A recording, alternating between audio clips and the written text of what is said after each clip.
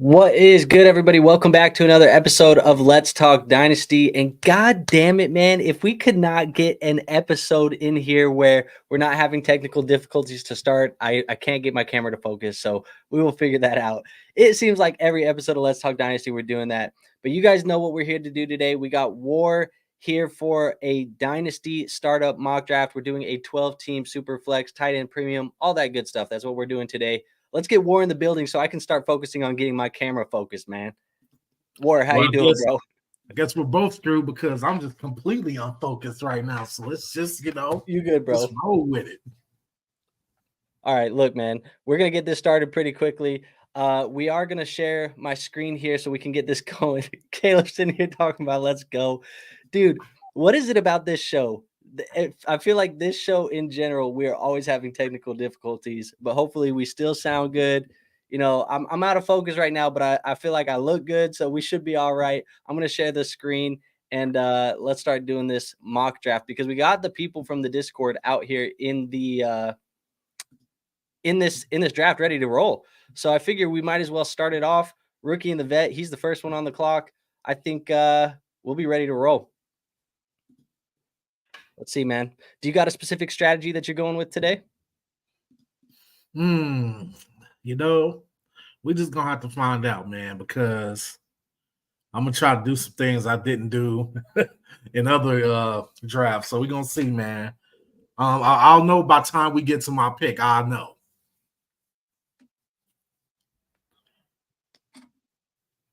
I'm still here with you. I just so you know, I'm still here with you. Some was going to say El Gato. Thought you was going to come back as a cat. So. I'm still here with you. Caleb says got to get the product mode turned off on the ZVE 10. Maybe that's what it is. Maybe it's the product in general. I don't know. Do I look out of focus still? No, not really. I don't know. You guys let me know in the comments if I look out of focus. We got Rookie and the vet on the clock still. Looks like he's going to get autoed, man. How do we get an auto on the first pick in this mock draft, dude? Man, come on, Rookie and the vet. Come on, man. What you doing?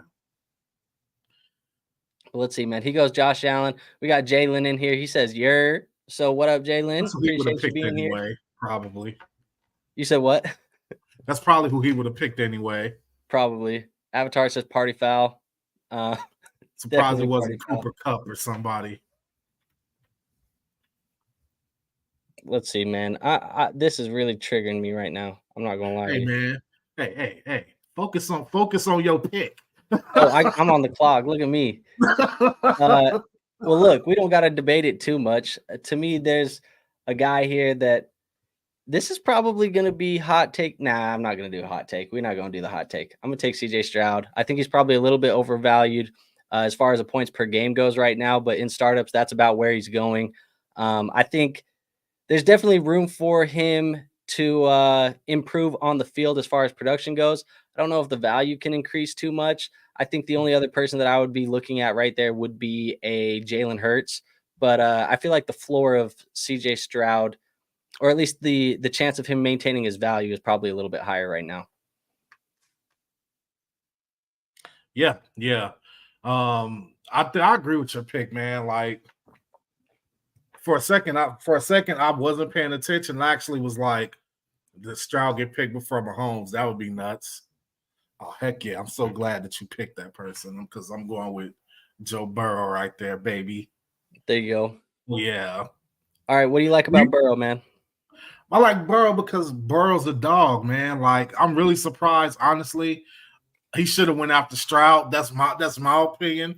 He should have went after Stroud. Like, I understand we got to get the dual threat QBs. Now, I get it. Trust me. I'm a dual threat QB kind of guy. But, yeah, I'm definitely going Burrow here, dude. Like, he's a dog. I should have picked Caleb Williams, though. But, who knows? That's an interesting thing because you get Caleb Williams there. I feel like that's not necessarily high, but I also feel like that's pretty accurate right there for where Caleb Williams is probably going to end up going. How do you feel about Caleb Williams going over guys like Justin Herbert, guys like Jamar Chase, CeeDee Lamb? How do you feel about that in startups right now? Let me tell you, I was watching something the other day, and it was two guys sitting down, and they were going over where do you take Caleb? This is like real life drafting. Where do you take Caleb amongst today's quarterbacks? And Caleb pretty much fell about where he is, like you said. They actually picked him over Anthony Richardson, Hurts, and then there was a debate on whether or not he should be picked over Lamar. So I mean, yeah, man, this is about where Caleb's gonna go. It's accurate. Yeah, man. How do you feel about Christian McCaffrey coming off the board there at the 201? Because I feel like that's a little bit high for your dynasty leagues to be taking CMC 101 off the board. Are we really at the point where we're taking Christian McCaffrey over Bijan Robinson, Jahmyr Gibbs? Are we there with that? Yeah, we're a little bit high, man. We're a little bit high right there. I don't know, man. Call me a running back hater. Christian McCaffrey is great, but this is a little bit too high for Christian, man. Like I'm when this comes to older running backs, I'm always in the mindset that the other shoe is on its way to dropping. Yeah, I agree. I think it's just too high for me, man. I'm not taking him that high. And then even with like Dak Prescott there, I'm not there with Dak over guys like Kyler Murray. I prefer Kyler Murray. I prefer Trevor Lawrence probably to a Dak Prescott right now. Although I think the Trevor Lawrence is a debate with Dak Prescott, to be honest. Is that hot takey to say that I think Dak is in the same conversation as Trevor low-key in Dynasty right now? Yeah, man, because I think Trevor's at a pivotal point right now in trying to decide whether or not he's going to be like an actual stud or if he's going to be just another guy. And that's why, with that said, I'm on Ra right here and That's pass on Trevor. I really thought about it though, but I just don't see Trevor in that same light that I seen him in like a couple years ago, if that makes sense. Yeah. Yeah. No, I agree. I think he was supposed to be the next guy, the next big one. I mean, we talked about him like being the next great since Peyton Manning. Like that's the type of hype that he was having when he came in. And so far to this point, he hasn't lived up to that hype by any means. I think to me, he feels like a low end quarterback one for your dynasty teams, probably more so than he is a high end. And I think it shows in the ADP on where he's being drafted right now. Yeah, why do you think that Trevor is taking a step back? Do you think it's just that he's not who we thought he was, or do you think that it's a factor as far as like the team and like his development, or what? Honestly, I think it's a mix of both. I think the reality is he's not as talented as we thought he was. And that's probably the harsh truth of the start of the conversation, but also like the situation that he has been put into has not been the greatest situation at all for him to kind of thrive into. He's had turnover at the wide receiver position, turnover at the head coach position. It's just the defense has been pretty bad at times. Like it hasn't been a great situation for Trevor Lawrence. And I think the situation in itself plays a lot more into the success of a quarterback nowadays than it has in years past. And I think that's something that we weren't necessarily accounting for at the time when he was being drafted number 1 to the Jags. But I think it's something we kind of are starting to notice now, that those situations really do mean a lot, especially for these rookie quarterbacks. But even with that being said, he is the best guy on the board. So he is the best player on the board. I said I felt like he was a low-end quarterback 1. I get to pair him as my QB2 with CJ Stroud on the roster. It feels solid there. I mean, that feels like good value on Trevor. Yeah. I mean, I would have taken him right there too. That's why, as we were talking about him, I was like, okay, I think that at this point in the draft, you have to take him. Yeah, man, Trevor is to me, this is a make or break year for him. Yeah. And I mean, it sucks because he lost Calvin Ridley. Maybe he could get somebody like Mitchell in the draft or something like that, where they're picking, and we'll see. We'll see how that goes. But we'll see. I was coming into today's draft with a little bit different strategy in mind, something I don't usually do, War. So I hope you're ready for this next pick, because you don't ever see me do this ever. But my strategy today, and I'm showing my hand. So anybody watching the stream that is drafting with us, you're about to see what happens. I'm going with a hero running back build today. And what a hero running back build is you take one elite running back in the beginning of the draft, and then you don't look at the position again for a long time. You kind of build that roster around it. To me, there is a running back that is severely undervalued in startup drafts so far this year. He's a guy who I value in the same tier as some of these other running backs like Jahmyr Gibbs, Bijan Robinson, Breece Hall. Jonathan Taylor's getting no love in Dynasty Fantasy Football this offseason, and I feel like it doesn't make sense for the reason why. I guess maybe last year because he had some injuries and he had the I don't know, the issues with Jim Irsay where they were like not going to give him an extension. But what happened? The year went on. He gets a big contract extension for running backs. That's, when you can get that big extension to come back to your own team, that's huge. He's still young. He has that workhorse build. This is a guy that you can really put into your running back one slot, and it's plug and play high-end running back one numbers pretty much for the foreseeable future. Like, I feel like Jonathan Taylor is severely underrated in Dynasty right now. Yeah, he is, man. And he's easy to forget about because of the injury. But this was a guy at one point where Saquon, McCaffrey, Jonathan Taylor, those were the three guys, and I guess Eckler too. Those were the guys that you look to. But as far as like young running back, it was definitely Taylor the guy. So if he could recapture some of that magic that he had before then, I think that's definitely a good pick for your strategy. Yeah, man. I mean, I just feel like when I've been doing some of these startup mocks and when I've been doing some of that this year, it feels like the running back position is so deep late that if you can get like a centerpiece running back, a hero running back, and then punt the position, you're going to get so much value later in these startups. Yeah, I agree. I'm not using that strategy, but for your strategy, okay. I think that's good. Like you getting him in the third round, he probably is gonna, you know what, Johnny Detroit, you messed up my plans. What were you about to do? I was definitely about to take Jaden Daniels. So now I'm going to like take Drake May and then see what happens. Okay. I feel like this is the right time to take Drake May. Because it was like now or never. Consensus number 2. Wait, kind of consensus at this point. A lot of people are putting Jaden Daniels over Drake May. So we'll see. But Drake May was the guy. I'll bet on his tools and hope that he becomes Justin Herbert. Yeah. And just see if that pans out. Yeah, I agree. I mean, when I look at Drake May and Jaden Daniels, to me, it's going to be landing spot dependent on how I'm going to view these two guys. I think both of these guys have tools that I could find them being successful at the next level. To me, Jaden Daniels, he obviously has the rushing upside that makes him valuable for fantasy football, but he also still has an arm that is talented. Like we saw him throw for 40 touchdowns at LSU. Now, whether some people want to say that's because he's throwing to 2 first-round wide receivers in Malik Neighbors and Brian Thomas Jr., maybe. But also, Jaden Daniels isn't the first time that he's been good in college football. It was his breakout year, but he's been good pretty much his entire career. He's been a very high pedigree prospect for the majority of his career. Now, Drake May, he's a guy who also very good very early on. The team has kind of gotten a lot worse as the years go by. He's lost guys. Obviously, we know UNC is not like the biggest football school ever. He's lost guys in the last couple of years, like Josh Downs, Diami Brown, like players like that who end up leaving the school.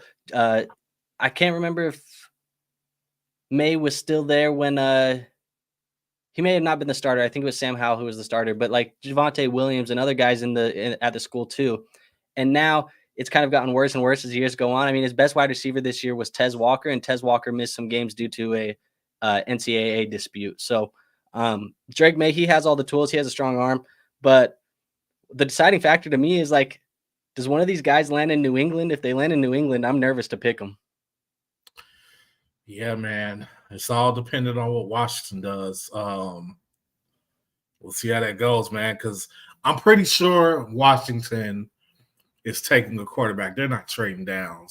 The Patriots, however, very well might. So we'll see how that goes. But yeah, very dependent on location. I would prefer Drake May to go to the Vikings as far as fantasy. In real life, no, I You prefer telling nobody me? to go to You telling the me? Vikings as far as real life factors go into it. But I'll lose my mind. I'll lose my mind if Drake May goes to the Vikings, man.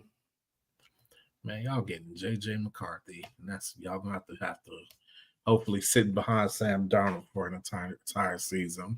You know, I like JJ McCarthy though. I think he is underrated by the community right now. I think there's a reason why NFL GMs are higher on him than the community. And I think it's maybe because the rushing I don't know. I guess he's just because the class is so strong that people don't necessarily like JJ McCarthy, but I guess also they had such a high rushing volume at Michigan that he didn't get to showcase a lot of what he can do. But he had a throw that went viral for like Zach Wilson purposes on his pro day the other day. Everybody was talking about it on Twitter. But I think he can do a lot of those things really well. The sentiment of you saying that you think he kind of needs to still grow as a passer at the next level and kind of get some of those tools under his belt still. I do think that can happen. But if he goes to a team like the Minnesota Vikings, where Kevin O'Connell can kind of help groom him as a professional quarterback, I think it's the best case scenario for JJ McCarthy. He's a guy I'm going to be very dependent on. Like landing spot is going to depend how I feel about him in my dynasty leagues. Yeah, I agree. But man, this sure does feel like it's gonna be Minnesota. That's You just the think so? feeling like, yeah, that's like what's rumored. That's like, I think that's what's actually gonna happen. They just swayed as like heavy betting favorites for him today, I think. So after the pro day, it's like JJ McCarthy is the number one betted quarterback to the Minnesota Vikings.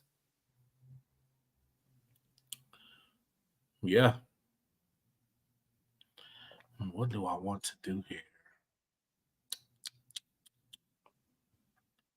That's the difficult part. What do I want to do here? Got 7 seconds. Yeah, I know. I'm gonna just stand on what I said the other day. Okay. On our last video together, and I think Kyle Pitts is going to tear it up with Kirk Cousins in town. Okay. I just truly believe that, and Drake May has already come off the board. I could argue it's tight end premium. If we get Kyle Pitts being who he was meant to be with that tight end premium, man, get the popcorn ready. Yeah, I think so too. I think there's this is the last ditch effort on Kyle Pitts on people getting in on Kyle Pitts hype, because I think with Kirk Cousins, you definitely see the pathway where this is the upgrade that we've been waiting for. But my worry with Kyle Pitts is that like if it doesn't happen this year with Kirk Cousins, it'll never happen. Like it's that dream is gone. And I think the floor could completely fall out. Yeah, the floor is very low. The ceiling is the sky. So yeah, I agree. So I'm going to take Jalen Waddle here. I think for me, it was going back to that wide receiver position. I obviously don't have a wide receiver on my team yet. I went double quarterback early. Then I went with the hero running back. I get Jalen Waddle here. This is a guy who in his career has been able to show us some pretty promising numbers. Obviously last year, a little bit different than what we've seen, but you see right here for Jalen Waddle, wide receiver 8, wide receiver 13 in his first 2 seasons. Gets Tyreek Hill last year, obviously wide receiver 34. He did deal with some injury last year. He missed some games, but I think that the ceiling is still high for a guy like Jalen Waddle. I think this offense is fantastic under Mike McDaniel. When it's all said and done, we don't expect Tyreek Hill to be we just don't expect Tyreek Hill to be around for longer than 2-3 more years, maybe. Mm-hmm. And with that being said, you get a guy like Jalen Waddle. He's 25 years old. He's going to be re-signed as the wide receiver 1 of this. And I think learning of this team and learning with Tyreek Hill there, I think he's only going to get better and better. I think Jalen Waddle's ceiling is a lot higher than where his floor is being drafted right now. And when you put him in this tier with guys like Tank Dell, Brandon Ayuk, Michael Pittman, Nico Collins, Devontae Smith, it's hard to argue that his ceiling isn't as high as those guys, or maybe even higher. Like he's shown more to us so far in his career than some of those guys. But at the end of the day, man, Jalen Waddle, he's just going to be my wide receiver 1. I'm going to lean on him. Yeah, man. You know what? I thought about taking Waddle with my pick, but I got Jalen Waddle fatigue. I've had so many shares of him over the last couple of years. Last season, he kind of just let me down in general. But yeah, I have to agree with what you said. You were the Jalen Waddle guy before any of us in our group of friends were Jalen Waddle guys. Yeah, I called him the next Tyreek Hill, and then all of a What do you sudden know? the real Tyreek Hill showed up. It was like, yeah, did not want that to happen. Yeah, man, I have no problem with Waddle there. I think Waddle, hopefully, he's not struggling with injuries. But I just wanted to switch it up a little bit, give Kyle Pitts one more chance. Because I used to have a lot of Kyle Pitts shares too. Yeah. So for this next pick for me, I was thinking of potentially trying, actually closer down here is where I was thinking of maybe getting a Stroud stack. But Tank Dell and Nico Collins, their value went a lot higher than I probably think that it probably should have been. But with that being said, I will say for this next pick, I'm probably going to go Zay Flowers out of Baltimore, man. I feel like for Zay Flowers, I look at a tier of wide receivers that is sitting there. You have like the T. Higgins, the Jordan Addisons, the JSNs, the Rashee Rice. Like that's a big group of young guys. Now, T. Higgins, the wide receiver 2 on his roster, also some future question marks of is he actually going to be a Cincinnati Bengal for much longer? We don't really know. Jordan Addison, wide receiver 2 on his team, going to have some quarterback changes. We don't know what those are going to look like. JSN, we know it's kind of been a rough ride for JSN up to this point as well. And then Rashee Rice, maybe the wide receiver 1 to his roster, but they also added Hollywood Brown, and they could still add a guy in the NFL draft. To me, the only guy in that tier that is guaranteed to be their wide receiver 1 in 2024 is Zay Flowers. And Zay Flowers looked good last year. He's going to get a high target share. This is a guy who probably will play better when Mark Andrews is in the lineup because Mark Andrews is going to take some of that defense to go with him when he's playing in the end zone and definitely being used in the middle of the field. It's going to help Zay Flowers. I like Zay Flowers here, and I think his value as a wide receiver 2 on my team is pretty appropriate value for him. Yeah, man. I think Zay Flowers has a lot more room where he can grow too. So his age, being paired with a dynamic player like Lamar, I definitely think that Zay could go ahead and take that next step and do special things for you. Yeah. Okay. Caleb here says Nico's a value. Stop the cap. What do you think, War? I think Nico has a lot of risk baked into him right now. A majority of Nico Collins' big production was in the stretch of the year where Tank Dell was not on the field and they were playing from behind trying to make the playoffs. Yeah.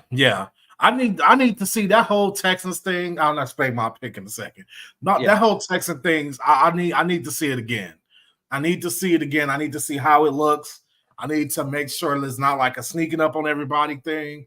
I think CJ is not. There's no questions with CJ. CJ is who CJ is. But those wide receivers, I need to see it again, and that includes Nico. That includes Tank for me, and it includes Tank. I need to see it again with those guys. Do you think that they could still add a wide receiver in the NFL draft? Yes. I think so too. And we got to remember that Nico Collins is going to be due for an extension here in about a year. We had 1 good year and 2 mediocre years out of Nico Collins, or you could even say probably bad years out of Nico Collins. What kind of extension has he earned up to this point? I don't know. The reality is, like you said, we're going to have to see it again out of Nico Collins. And yes, he has the quarterback that can help him do it. But I just worry that if they draft another guy with Tank Dell healthy, Dalton Schultz signed in on an extension, now they're going to have a much better running game than they had last year. Joe Mixon is going to be miles better than what Dameon Pierce and Devin Singletary was for them. I worry about volume with Nico Collins. I worry about the volume. I also worry about if I'm not mistaken, and let me not talk out of my ass right here, but if I'm not mistaken, there was a lot of touchdowns for Nico Collins down the stretch. So we know touchdowns are not a sticky stat. This is more so what I was a little bit worried about. The volume, not as good as we want to see out of a number 1 wide receiver. And keep in mind, that's with Tank Dell out of the lineup. You bring up some hella good points for that, for Nico taking a step back. Never want to have a guy that's too overly touchdown dependent, especially in a season where, you know, another guy that was getting a lot of targets and a lot of production goes out on injury. Yeah. I mean, that's the thing, right? Because like we look at let's dive even deeper into it right now, because we have Tank Dell. He misses 5 games down the stretch for their playoff push. Like, this is when they were needing to play the best football of their season, and he misses 5 of those games for fantasy football purposes. You could argue 6 because the game he went out, that has to count too. He didn't really get a full game in there. Right. And so, like, yes, he had touchdowns as well, and the volume wasn't as high as well. But like I said, he played in a third of the games that Nico Collins did, and probably on pace was more likely to outpace him. So when you look at like these guys being selected in this mock draft right here, like Tank Dell is going ahead of Nico Collins. I think I support that right now. I think Tank Dell is the more valuable asset of the two, but it's tough for me to think that both of these guys are top 20 wide receiver options for your dynasty fantasy football teams. It feels risky. Yeah, it really does. And now I need you to talk me through the Hawkinson pick, because you had Kyle Pitts and then you picked TJ Hawkinson. So talk to me why you're going 2 tight ends here. I'm going 2 tight ends because at this point where I was picking, I wanted to pick Rome on Doomsday, but you know, Johnny Detroit keeps taking my guys. Fair. So at this point, I'm like, I wanted to take Hawkinson when I took Pitts, but I took Pitts on potentials, tight end premium. So now I got 2 guys because I wanted to grab 2 guys who I know will produce no matter what. Okay. And I know Pitts has a little more of a risk. The ceiling is high, but I know exactly what I'm getting with TJ Hawkinson. Plus, I also factored in that he's going to be injured at the start of the season. And so now, you know, I have Kyle Pitts to roll with before then. So that's kind of was my logic there. I really did want to take Pitts in the 4th round. I'm not Pitts, Hawkinson in the 4th round. He was still there in the 5th round. So I was taking him. To me, Hawkinson is either anywhere between the 3rd to 5th best tight end in the league. So makes sense. And Johnny's in chat. He says, "Sorry, bro." Keeps taking your stuff, but that's just the Lions fan in you. You know, it's funny, man, because we got a Lions fan in here, we got a Vikings fan, we got a Bears fan. Where's the Packers fan at? Do we got a Packers fan in the chat? I think all 3 of us can say none of us like the Packers. So that's for certain. But man, I'm looking at this draft board and I'm seeing some of these guys being drafted here. How are we feeling right now about this 601 on Stephon Diggs? How do we feel about the 6th round startup cost of Stephon Diggs? Do you think it's appropriate? Do you think this is people being a little bit scared of what happened down the stretch? Are we undervaluing Stephon right now? Or what we saw down the stretch, is that something that you think is going to be a reality moving forward? No. I'm the type of person, I like having larger sample sizes. I need to see if that end of the stretch from last season is going to play out over the course of an entire season. I think right now Stephon Diggs deserves the benefit of the doubt. I feel like there's a lot of ageism going on right now. I understand we play Dynasty, but the goal at the end of the day is to still win. You know, and I think we're playing a lot of ageism when we're going with for guys like Diggs and Adams. Like, we're just like treating them like trash. But yeah, I have no problem with Diggs right there. If he struggles out of the gate next season, then I think that becomes a different story. It becomes like, what can I get for Stephon Diggs via trade? But for now, I have no problem with him being there. Yeah, man. In my opinion, I think he's undervalued, because I think of like when I'm drafting veterans, I'm not necessarily drafting guys that I'm like trying to project like 5-year windows on. Quite frankly, we shouldn't be playing Dynasty where we're trying to project like more than 2 or 3 year windows in general. Especially, when we're talking veterans or running backs and things like that. So like looking at it in the next 2 years, Stephon Diggs will be 31, 32 years old. It's the same age as Devontae Adams, and Devontae Adams is still been elite for Dynasty Fantasy Football. So for the next 2 years, it's really hard for me to look at what Stephon Diggs is and say, this guy's not going to be a top wide receiver for my fantasy football team still, because he's still going to be paired with Josh Allen. And yes, you get the offseason buzz every year with Stephon Diggs that he's on Instagram putting stories and all these other stuff where people get nervous. Dude, he's been doing that since like 2015 when he was drafted to Minnesota. Relax. Like maybe it's me because I'm a Minnesota fan that I'm like, this ain't anything to me, guys. I don't worry about the Stephon Diggs stuff at all, but everyone loves to overreact to it. I just feel like there's no real reason why Stephon Diggs can't be a top 12 wide receiver for at least the next 2 seasons. And if we're getting him at the 601 and he's top 12, wide receiver 1 on your team, that's a value. I feel like that's just him being a wide receiver. That's just how I look at it. Like, that's just Diggs being a wide receiver. As simple as that. I agree.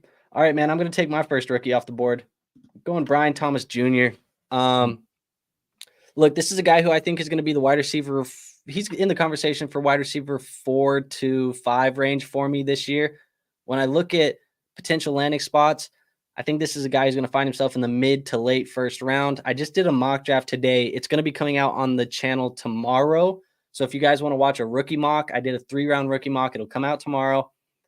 Spoiler alert, Brian Thomas Jr. goes to the Dallas Cowboys in that mock draft. And if that was the case, that's a very good landing spot for Brian Thomas Jr. And that's not necessarily why I take the pick, but I look at this group of guys and this group of wide receivers that are still here. If Jordan Addison came back around, he probably would have been my pick.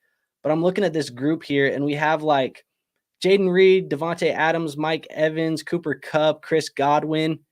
The way that this team is built, at least from the way that I've been drafting so far, it leans on that younger side. So I think I'm just going to keep rolling with the young receivers here. Brian Thomas Jr., a guy that I'm very excited about in this class, and I'm taking him as my wide receiver 4, putting him behind DK Metcalf, Jalen Waddle, Zay Flowers. Feels pretty good to get a guy this talented as your wide receiver 4. Yeah. Heck yeah. Yeah, man. I really want to see what he does, because I feel like he's not even getting enough love in the media, like as far as like even like his draft status, like, for this season. So we'll see. I'm interested. I'm interested to see where he lands too. So yeah, man, I feel like it's tough for anybody in this class to get buzz outside of like the top 3. I mean, we've been talking about Harrison, Neighbors, Odunze. We've been beating them to death. Like, this is the conversation point for the wide receiver group. But there's guys in here like Adonai Mitchell, Brian Thomas Jr., Ladd McConkey, Troy Franklin. Like, there's a bunch of guys in this class that are still very talented and guys that I like. And in other years, they may be players that we're talking about. Yeah, in the mid to late first round, you're going to be selecting those types of players. But this year, they're probably like late first, early seconds, maybe even mid seconds on some of those guys because of how deep this class is. And I think the majority of it being this is Superflex, and we're probably going to have 4 top 10 quarterbacks in the NFL draft come off the board. Yeah, man, it's going to be exciting, man. Like, there's so many stud wide receivers in this draft that, like, I can't wait, man. Like, I know a lot of them are going to let us down. They're going to end up being nothing, but we're at least going to get how many stars do you think we'll get out of this draft class? I know for sure the top 3. I don't want to say anybody's a lock because it's location dependent, but I think those top 3 might actually all be good. I mean, I think so too. And I think all of those guys are probably going to be early first round picks. Like Neighbors and Harrison, they're probably top 10 picks. And then Odunze is probably a top 15 pick. So like, I think all of these guys are going to go to situations where they should be able to be the wide receiver 1 on their roster. A landing spot that I've seen getting mocked wide receivers in this class a lot early on that I do think would really bum me out in Dynasty is if one of these guys goes to the New York Giants, I'd be very upset because I think that would really dampen the way that we're looking at them. And I will say, if it's Odunze that goes to the Giants, I think it really starts a conversation of like who behind him. Is it Brian Thomas Jr. or others? Is there a conversation where we maybe are swapping them? Because I think Odunze is outside of the tier where Neighbors and Marvin Harrison are going. And I think those two guys can probably be successful no matter the landing spot. But Odunze, he feels like he's a little bit less likely to be successful no matter the landing spot. I've seen somebody put Odunze above Harrison and Neighbors. People are bored at this time of the year, I'll tell you that. Looking for reasons to be different. That's what it seems like. I don't think any of those guys get out of the top 10 though. I know for a fact that if the Bears are sitting at 9 and Odunze is still there, they're taking Odunze. Jalen says, "Hey, I'm wondering if I offended Jalen. Are you a Giants fan by any chance? Maybe that's what it is." But look, man, walk me through your pick here because you ended up going Rachaad White, Devontae Adams. I want to know a little bit about both of those picks and why you went them. Well, I picked Rachaad White because I couldn't ignore the running back position for too much longer. I mean, it was getting to the point where, and I do like Swift, I just didn't want to take Swift there.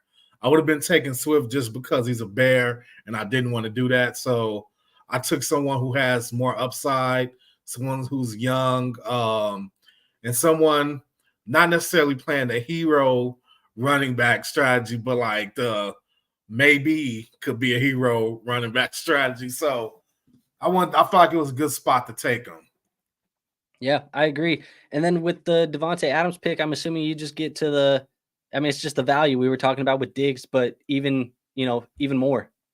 After I spoke him up, I just knew he was going to be gone. And I think, I spoke him up. I think Johnny just wanted to help me out there because Johnny could have took him, but he took Evans because funny thing, if Johnny did take Adams, I would have took Evans. So, because I just felt like the value was with both of those guys. Okay. Yeah, I agree. I think both of those guys are undervalued. Did a video last week on the BDGE channel where I talked about like undervalued veterans in Dynasty right now. Both of those guys were on the list. Devontae Adams, I don't know if he made the final cut, but he was on the list for sure, the short list of wide receivers that are being undervalued right now.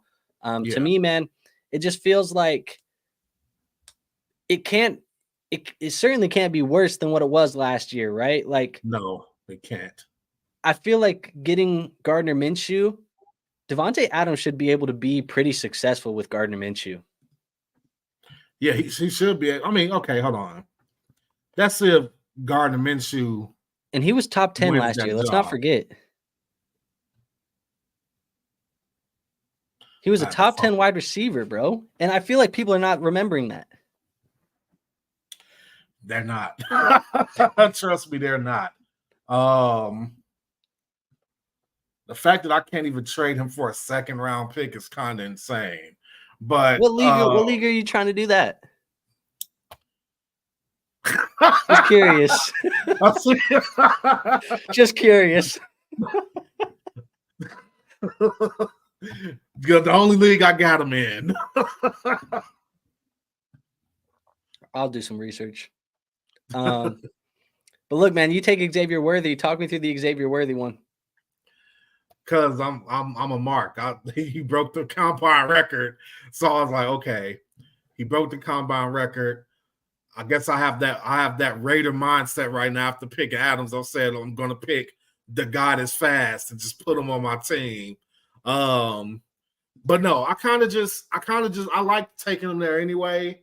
I feel like speed kills in NFL because it does. And you know what? At worst, he should be able to get some explosive plays for me at some point. So I said, why not? Yeah, makes sense. So I'm going to go here with Will Levis. That was my other option I was thinking about. Look, it's a super flex league, and we know that you need to have 2 to 3 quarterbacks, probably 3. I like to play with 3 more than anything. Sometimes I like to play with 4, depending who my starters are. But at this point in the draft, like I'm looking at the other quarterbacks on the board. It's like Matthew Stafford, Derek Carr, Aaron Rodgers. Is there guys who could potentially have a better year than Will Levis? Potentially. But if Will Levis steps up in year 2, they get Calvin Ridley, an offensive-minded head coach, Brian Callahan, coming from the Bengals. It's definitely a chance for him to see a value increase. And if he steps up in year 2, I think we could be talking about him kind of in the same way that we're talking about Baker Mayfield, which you see in this mock draft right here. That's a 3-round bump in value. I'll just take him right here and play him as QB3 behind Stroud and Lawrence. Do you think the Titans have done enough in the offseason to where you can get a fair evaluation of Levis? Do you think they've put enough around him to where he should be able to show them and show us that he is the guy for that team? I think he showed flashes. I'm not going to say I'm confident that he's the guy for that team, but I don't expect them to necessarily be bad enough this year to be in top 5, top 10 conversation for a rookie quarterback. Also, from what we know today about the 2025 rookie class, it is pretty slim up top. It's definitely not as good as this year. And that's, I'm sure people say that all the time, but I'm not as confident in the next year's quarterback class. Probably the best quarterback right now is the kid out of Penn State, Drew Allar, or maybe Shadur. Those are the 2 guys that probably are going to be competing for QB1. I don't know, man. I think Will Levis is safer than maybe those guys are right now as a player that I can project the outcome for the next 2 years. Yeah, that's a good play. Ooh, that's tough mixing. Yeah, that's a good play if you ask me. Taking Levis there. Like I said, I was thinking about taking him where I was picking. So yeah, I mean, and when you look at him like compared to like Derek Carr and things like that, like you're taking the upside of Levis over a guy like Derek Carr every day, right? Yeah. I think Matthew Stafford probably a better quarterback, but we know the age of Matthew Stafford. We're probably not going to get too much more out of him before he's done. So like there's conversations I think you can have, but again, my team is young. I'm kind of just rolling with that young upside type of swing. I just went there. I thought about Justin Fields. I'm not going to lie. I thought about Justin Fields instead of Will Levis, but Justin is so hard to project future outcomes for right now. It's concerning. Well, I mean, Mike Tomlin said today that he's going to let him get a chance to compete to be QB1. So, yeah, which is so weird because last week it was Russell Wilson as our starter, no questions asked. Yeah. Yeah. Those were the 2 pieces of the news that came out today, that Tomlin was going to let Fields and Russ compete, and that apparently the Raiders are going to let Minshew and O'Connell compete. So, yeah. So I'm going to go Javonte Williams here as my my running back 2. So I have Jonathan Taylor and Javonte Williams. The value feels pretty low here on Javonte Williams. I think this is a guy who still at worst can be a top 24 running back for your dynasty rosters. And I still think he has some upside, man. I think a lot of people are burnt from the year that he was injured and then he kind of was recovering from that knee injury as well. But maybe this is the year. I mean, we look at the weapons that they have in Denver. Cortland Sutton, Greg Dulcich, Marvin Mims. If there's any team and probably a rookie quarterback coming in this year, like a Bo Nix or a Michael Penix, there's a team that's going to lean on the run. It's going to be Denver, and I think this might be the year. You've been the Javonte guy. You were the Javonte guy last year, War. Yeah. I think this year I might be the Javonte guy. You know what? And there's nothing wrong with that. There's nothing wrong with that. I think, it's funny. You said that last year too, that, that Javonte wasn't going to have the same type of season. And, I didn't listen. I think a lot of people didn't listen. But the reality of it is that he is coming back from an injury. And, speaking of that, I'm going to go ahead and take him here. He is coming back from an injury. And he has a chance to bounce back quite nicely. I think that you got him at great value where you got him. And he's still young. So I'm still a Javonte guy. I don't have any shares of him anymore, but I'm still a Javonte guy. Fair enough. Goat Rings is in here next week when we do our trade show. I'm sure 7 Goat Rings is going to be featured pretty heavily. But he's in here. He says, Andrew, you got T-Law over Daniels. I see you still a believer, or you just not sold on Daniels. And yeah, I mean, I took Trevor Lawrence at the 210. Jaden Daniels comes off the board at the 306. I think they're definitely in the same conversation. They're in the same tier. I don't think that should be as big of a gap. For me, I'll just be honest. I think it's a preference where in my startup drafts, I don't like to invest in rookie quarterback that heavily. Because in years past, and maybe this is trauma that I need to go see a fantasy football counselor for, but in years past, when I invest in rookie quarterback heavily in a startup or early in a startup, doesn't always work out very well for me.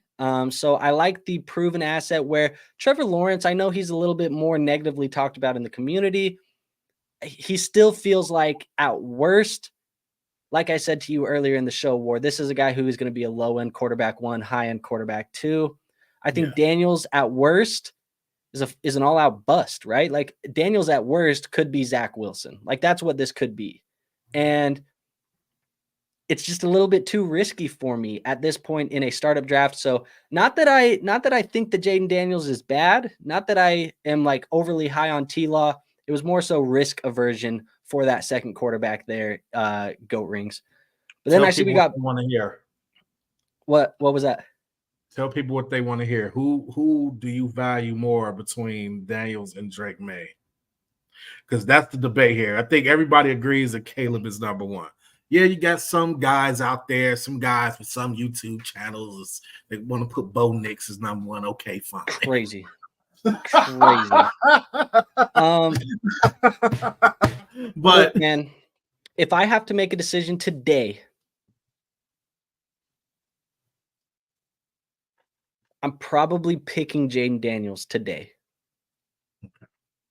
But like I said before, I have these guys in the same tier. The landing spots are going to determine how I organize this tier. I think Jaden Daniels, without knowing landing spots, I think his skill set, the rushing upside, still having the ability to pass and do all the other things that we've seen, I think that is a little bit more of a recipe for fantasy football success. Not fully Lamar Jackson-esque, not Anthony Richardson-esque. He's a little bit of probably a hybrid of both of these guys.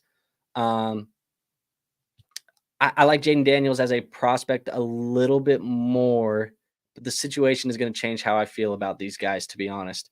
If May is in Washington and Daniels is in New England, I'll lean May. They are that close of prospects for me. And hopefully that's not like a cop-out answer. It's going to be landing spot dependent between those two guys for me in this class.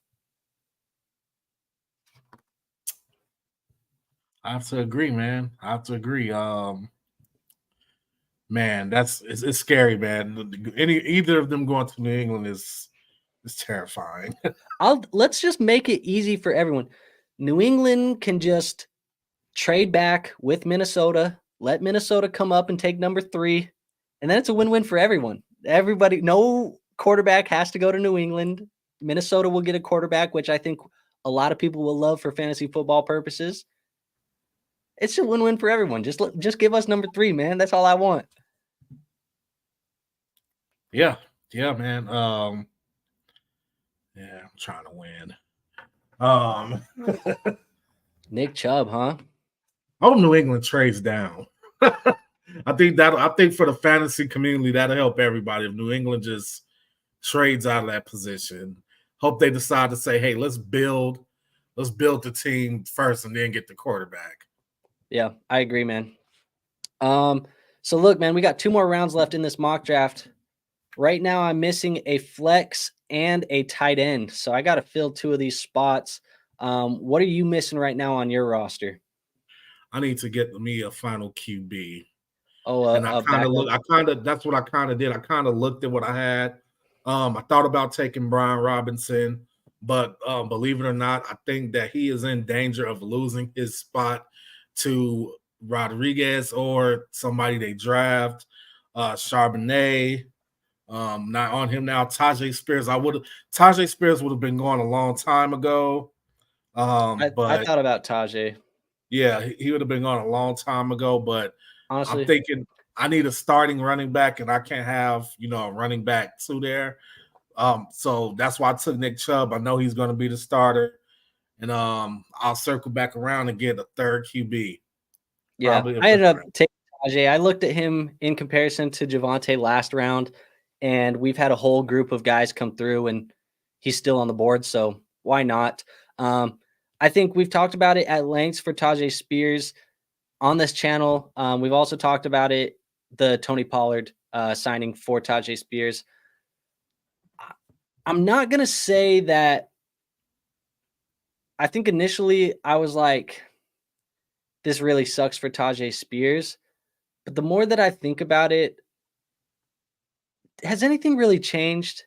Like from what we were thinking about him last year to this point, I still think this is better. I think Tony Pollard is a better backfield mate for Tajay Spears than Derrick Henry was. I don't think really anything has changed. It's just not the bump I wanted.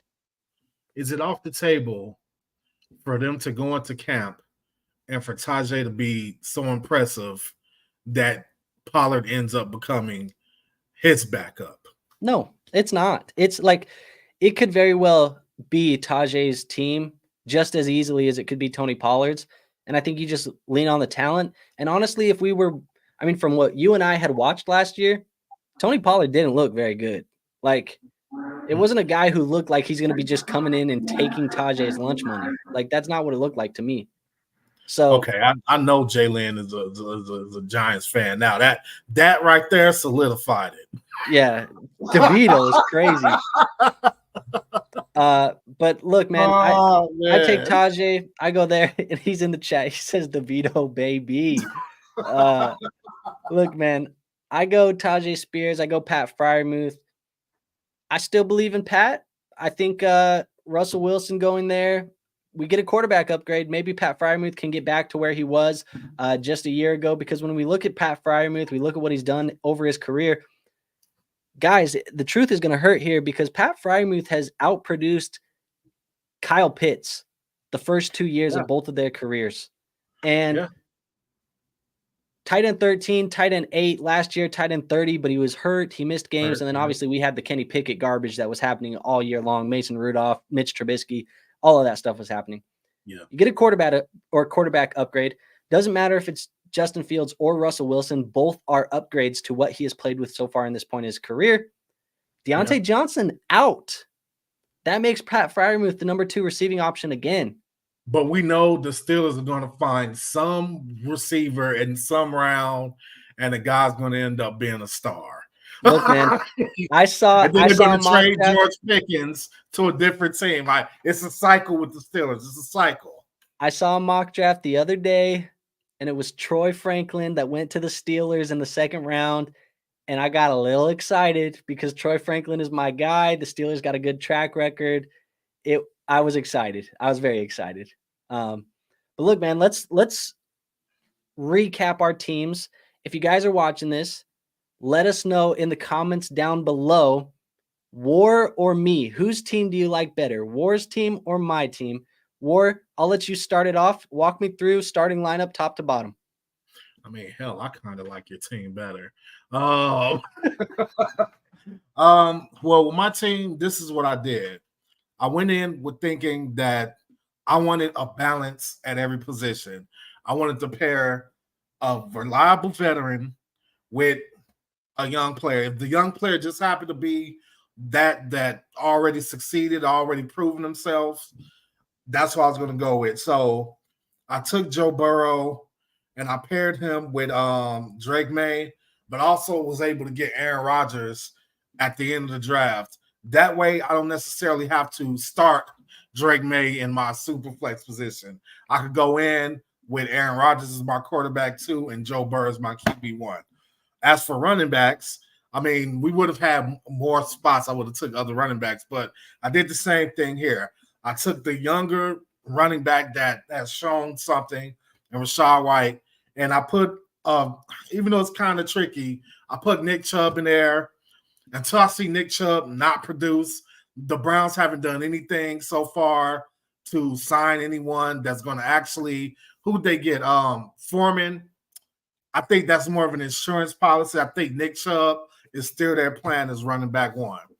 Then I got Amon-Ra, who's a top 5 wide receiver, and that's if you include guys like Marvin Harrison and Malik Neighbors. Him is my wide receiver 1. I got a very underrated Devontae Adams as my wide receiver 2, and I'll probably put Calvin Ridley there as my wide receiver 3, so I don't necessarily have to run with Xavier Worthy and have to depend on him being in my starting lineup. Then we got Kyle Pitts, TJ Hawkinson, 1A, 1B is going to be my tight end. And because I think they'll produce, both of those guys are going to start because I think they'll both put up numbers for me. So that's kind of how I went with it, just pairing the young guys with the older guys because I want to win the first year going in. I want to be successful. Okay, fair enough. So for my roster, man, I wanted to go, I told you I wanted to go hero running back, take one of those top elite guys early on and then kind of punt the position. Just because I think that right now, the way that I like to build my teams out in these dynasty startups is go the quarterback early in these super flex leagues, kind of build a strong foundation in that quarterback room, get an early running back, and then just hammer the wide receiver position in the middle rounds. And if you do that, your lineup kind of looks something like this. You get CJ Stroud, Trevor Lawrence, and Will Levis at the quarterback positions. Feel like that gives me a very solid foundation where I get probably 2 guys that can give me quarterback 1 numbers, top 12 numbers, and then also just a little bit of an upside swing on Will Levis. If it doesn't pan out, whatever, it didn't cost me too much. For the running backs, Jonathan Taylor, Javonte Williams, and Tajay Spears. I think between Javonte and Tajay Spears, I can stream and play that running back 2 every single week. And then Jonathan Taylor is going to give me those top 5 weeks pretty much every single week for the most part, if he still sees the production or the volume that he was getting. And then where I like a lot of the value of this team, you get Jalen Waddle, Zay Flowers, DK Metcalf, Brian Thomas Jr. as those wide receivers. Feels like there isn't a clear alpha wide receiver 1 on this roster. Maybe it's Waddle, maybe it's Metcalf. It doesn't really matter. I think the combination of all of these guys is going to give me the points that I need out of the wide receiver position. And then because I went early on some of those other positions, one of the last positions had to sacrifice. I sacrificed the tight end position, but I still feel like I got some upside in Pat Freiermuth, a guy who's been top 12, top 13 in previous years.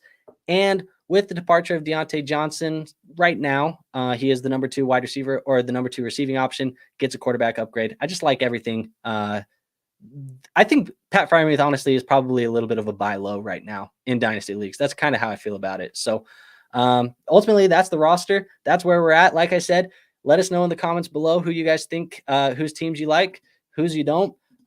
Goat says Andrews is solid. Then Jalen says, I would normally take Hawk over Andrews, but wanted the Lamar Andrews stack. Tim says Hero RB worked really well with JT. I think that's the best strategy right now is to get JT late because I just feel like he's going to have some more value. And then Goat Ring says, thank you, my bad. I should have fully looked and hopped on in like the 11th round. So it's all good. Only thing with Hawk for me is, will he be ready for week 1? I think he's a strong pup guy. And I think with you, War, you said, if he isn't, who cares? You got Kyle Pitts. That's kind of how I looked at it. That's where we're at, man. So with that being said, guys, that was a Dynasty Startup mock for you all. Let's get War and I over here. We'll get on out of here. Let's switch the overlays. I haven't been in focus the whole damn video. I apologize, guys. I wanted to fix it while I was on it, but I couldn't. You've been looking at some nice little Lyrical Lemonade cans. So with that being said, guys, we'll be better off in the next episode of Let's Talk Dynasty. But trade show next week. If you guys want to submit some trades in the Discord, there's a Discord linked in the description. That link will take you to our free Discord where you can submit your trades in the trade review channel. That's what we're doing next week. We're excited to do it. Other than that, War, you got anything else for the people before we get on out of here? Nah, man, just tune in to Crimson Mass. We haven't posted in a couple weeks, but we're working on some stuff, working on some new style of content. So we'll be back. Like, subscribe over there. Crimson Mass. We out. Look, man, the last second of the video, I got in focus, baby. I told you we would be better. Man. But all right, guys, you know what to do. If you haven't already, do us the favor, man. It's a very small gesture that you can do here on YouTube. You hit the like button.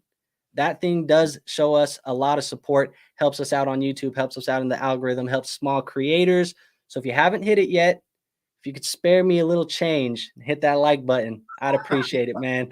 And also, if you want more content like this, hit the subscribe button, do all of those things. But other than that, guys, we'll see you on the next one. Until then, peace out.